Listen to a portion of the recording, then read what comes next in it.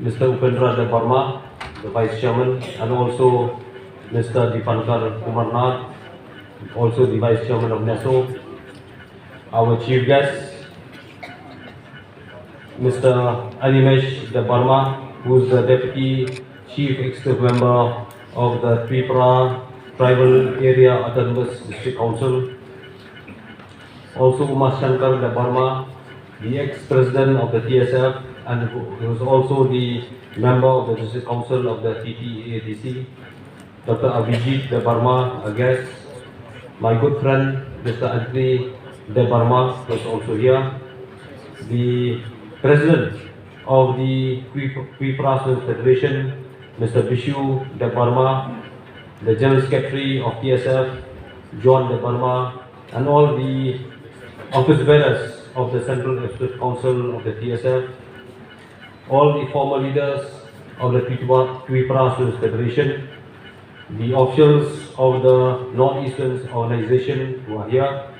and all the leaders and delegates from different constituent organizations, and all of you who are present here for this inaugural function.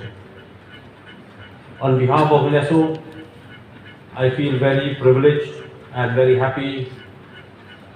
to be once again to be here in Tripura for the 6th General Conference of Neso. As I said yesterday, the last conference we had here in Tripura was in November 2006, and I feel very happy that Neso once again we could have the General Conference here in the state of Tripura. Well, in this 4 days General Conference of Neso, we will be discussing many issues, and the 3 issues that we are going to discuss is a very burning issue of the whole of the Northeastern region,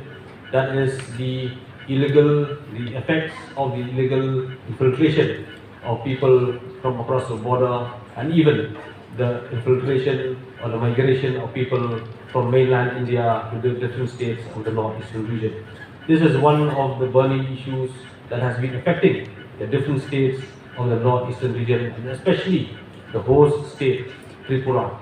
as which I have mentioned yesterday, which sadly has reduced the indigenous people of Tripura, who are the owners of the land, to a minority in their own land. And also we will discuss about the education scenario in each state of the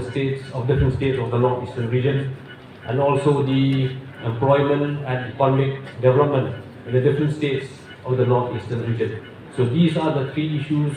that we have picked up for the discussion in this General Conference, and resolutions will be made on these 3 issues, and the Office of Neso will follow up on these resolutions that the General Council will take in these next 2 days. And also I would like to highlight the issue of the Citizenship Amendment Act, in which still today the Neso and all the constituent organizations are still fighting against its implementation. And as we all know, that the CAB, which is now has become a CAA, was started by the Government of India in 2016. Just a gist of the matter is that the CAB in 2016, the Government of India through the Parliament has formed the Joint Parliamentary Committee, in which Neso and all the component organizations of Neso have made representations to this Joint Parliamentary Committee opposing this Citizenship Amendment Bill of 2016. Discussions were held, dialogues were held with this Joint Parliamentary Committee, and the Government of India, through the Parliament, through the Rajya Sabha, they tried to push this CAB of 2016 in the year 2019 of February, which is the last sitting of the Parliament in the Rajya Sabha before the general elections. But with the constant pressure of the Neso and the constituent organizations and all the indigenous people of the whole of the Northeastern region, the Government of India could not table the bill in the Rajya Sabha in 2019, in which This bill at that time seeks to give citizenship to all the people coming from Bangladesh, Afghanistan, Pakistan, who belong to the Hindu, Sikh or the Hindus, the Jains, the Buddhists, the Christians, and other religious denominations who have entered India either illegally or who have overstayed in India legally to be given Indian citizenship. And there were no exceptions at that time. And Neso and the constituent organizations have been fighting vehemently against this bill, and in 2019, February, the last sitting of the House of Parliament of the Rajya Sabha before the general elections, they could not table this bill. But as we all know, that victory was very short-lived. In the general election of 2019, again, the same government came to power with absolute majority. And in the month of December 2019, the same government passed this bill in the Lok Sabha on the 10th of December 2019 and in the Rajya Sabha on the very next day. For the whole of 2019, the year 2019, Neso and the concerned organizations have been fighting, have been engaging with the government from time to time, with different stakeholders from time to time, to impress upon the government of India that this bill is against the interests of the indigenous people. And I'm sure that with the pressure from Neso and the concerned organizations,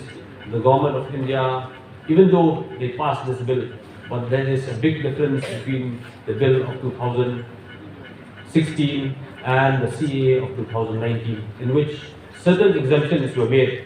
to this bill with regard to the northeastern region, that the states having the inner line permit regulation, the CAA will not be applicable, and although the states with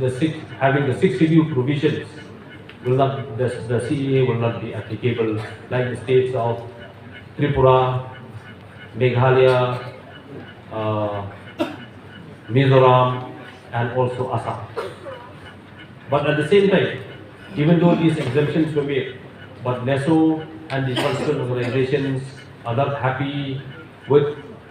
the passing of this bill becoming an act, and Neso has decided that the 10th of December every year will always be observed as a black day, because we feel that this is another political injustice meted out to the indigenous peoples of the whole of the northeastern region.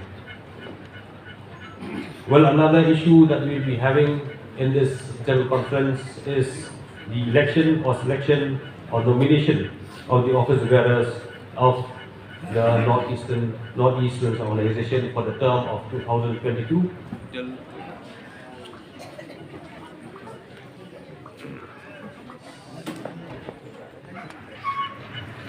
Sorry for the brief interruption. As I said earlier, that we'll be having the election, selection, or nomination to the office bearers to the office of the Neso, and this is a very important procedure that we have to follow every 3 years, and this year the term will be for 2022 till 2025. And this very process is very important, that we should have a dynamic and vibrant Neso to take up the issues, to look after the issues, the common issues affecting the whole of the northeastern region. And Neso, since its inception in 1990,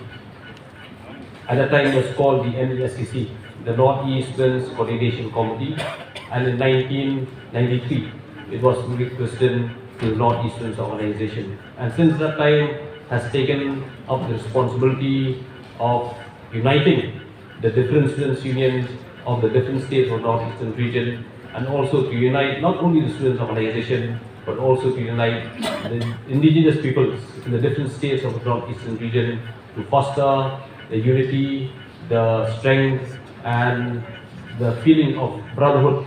amongst the different indigenous groups of the whole of the Northeastern region. And Neso will not be able to perform its duty if not for the active participation and active contribution of the member organizations from each state of the whole of the Northeastern region. Neso, it is today as it is. It's because of the active participation and contribution of the component organizations from the different states of the northeastern region. And we should continue